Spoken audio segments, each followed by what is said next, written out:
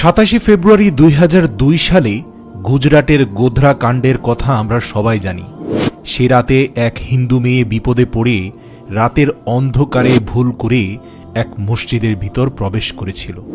আর তারপর সেই মেয়েটির সঙ্গে মসজিদের ভিতর যা কিছু হলো, মানে মসজিদের মাওলানা তার সাথে যা কিছু করলো, সেটি জেনে আপনিও বিশ্বাস করতে পারবেন না।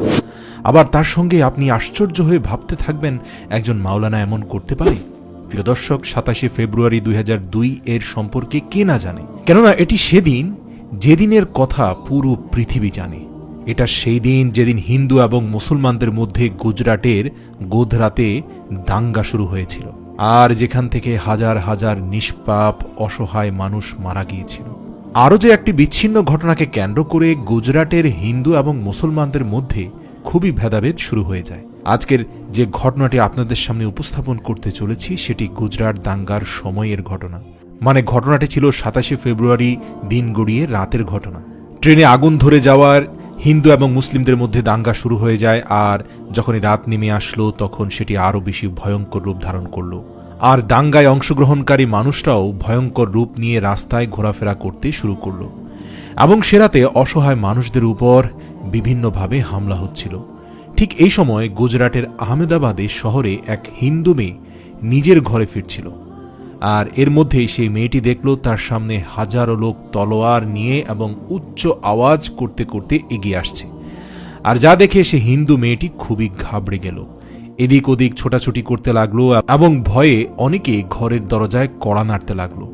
কিন্তু এমন অবস্থাতে কেউই নিজের ঘরের দরজা খুলল না। এমন সময় সে মেয়েটি খুব ভয় পেয়ে গেল। সে এতটাই খারাপ পরিস্থিতিতে পড়ে গিয়েছিল যে তার সামনে তাকে আশ্রয় দেওয়ার মতো কাউকে সে খুঁজে পাচ্ছিল না। যেহেতু মেয়েটি হিন্দু ছিল, সে ভগবানের কাছে আশ্রয় চাচ্ছিল, এবং এমন করতে করতে হঠাৎ সে সামনে একটি দরজা খোলা পেল এবং সেখানে প্রবেশ করে বুঝতে পারল সে একটি মসজিদে প্রবেশ করে ফেলল। মানে ভুলবশত সে একটি মসজিদের ভেতর ঢুকে পড়ল, আর তারপর মসজিদের একটি কোণাতে চুপ করে বসে পড়ল।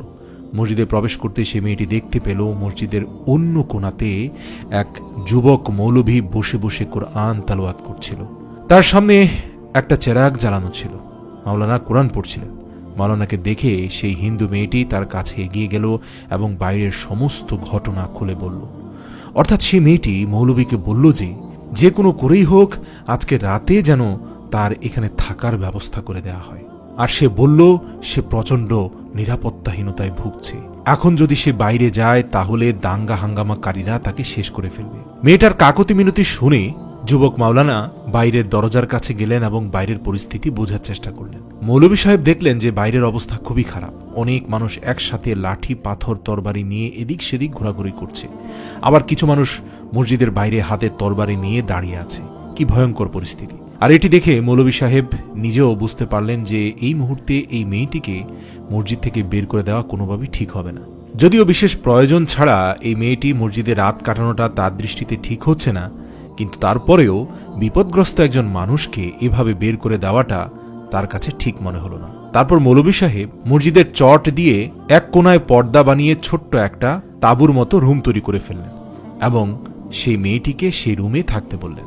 আর দ্বিতীয় কোণাতে মাওলানা সাহেব পুনরায় কোরআন তালাওয়াতে মনোনিবেশ করলেন এবং বাইরের দাঙ্গা হাঙ্গামার জন্য আল্লাহর কাছে দোয়া প্রার্থনা করলেন যেন দ্রুত পরিস্থিতি শান্ত হয়ে যায়। মেয়েটি দূর থেকে দেখতে পেল মাওলানা সাহেব মিটিমিটি চেরাগের আলোতে কোরআন পড়ছিলেন। এরপর সেই হিন্দু মেয়েটি মাওলানা সাহেবকে দেখতে থাকলো। কিছুক্ষণ পর মেয়েটি দেখলো যে মাওলানা সাহেব কোরআন পড়া বাদ দিয়ে নিজের আঙ্গুলকে সেই চেরাগ বাতির আলোতে চিপে ধরেছেন।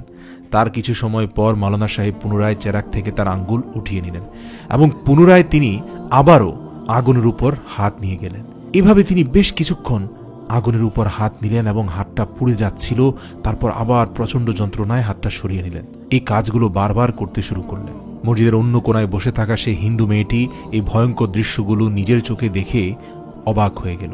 সে ভাবল, মাওলানা সাহেব কি মাথা পাগল নাকি?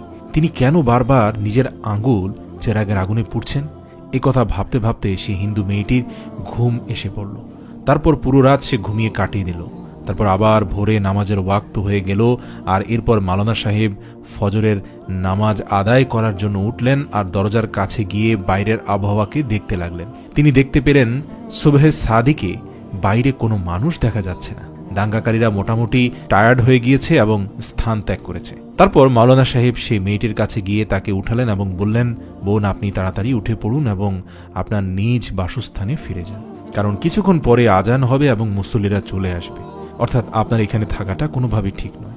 কেননা মসজিদের ভেতর আপনি যে পোশাক পরে আছেন বা এভাবে আপনাকে তাঁবুর মতো করে আমি রাত কাটানোর সুযোগ দিলাম, এমনটা মসজিদের মুসল্লিদের মধ্যে বিভিন্ন কুচিন্তা ভাবনা বা ভুল ধারণার উদ্রেক ঘটাতে পারে। তাই আপনি দ্রুত এখান থেকে চলে গেলে আমার জন্য ভালো হয়। এই কথা শুনে সে হিন্দু মেয়েটি বলল, বাইরের রাস্তাঘাট যদি পরিষ্কার হয়ে যায়, দাঙ্গাকারীরা না থাকে, তাহলে আমার যেতে অসুবিধা হবে না। কিন্তু আমি যাওয়ার আগে হুজুর আপনার কাছ থেকে একটা কথা জানতে চাই।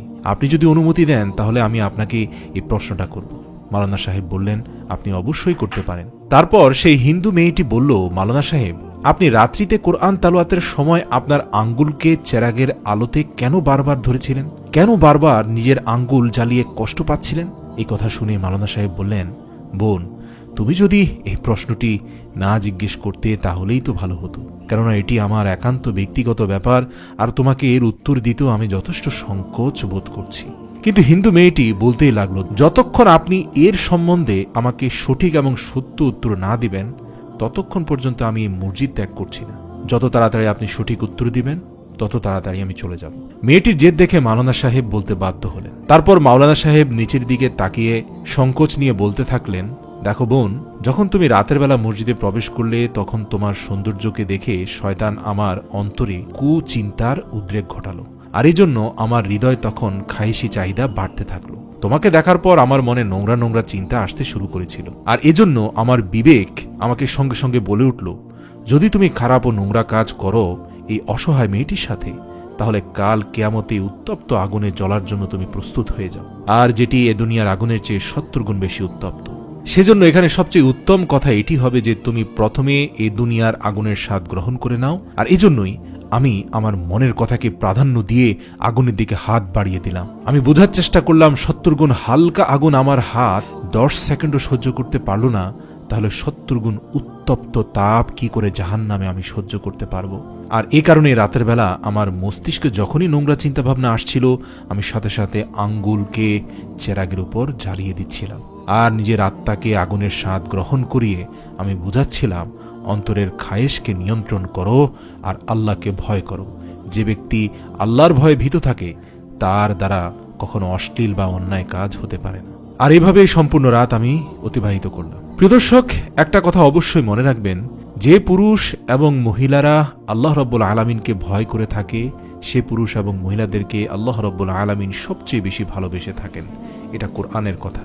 মানে এমন কোনো ভুল কাজ যেটি আমাদের মন করতে চাইছে কিন্তু সেটিকে আল্লাহ রাব্বুল আলামিন নিষেধ করেছেন, আর আল্লাহর ভয়ে যদি আপনি সেই পাপ কাজ থেকে দূরে থাকেন, তাহলে মনে রাখবেন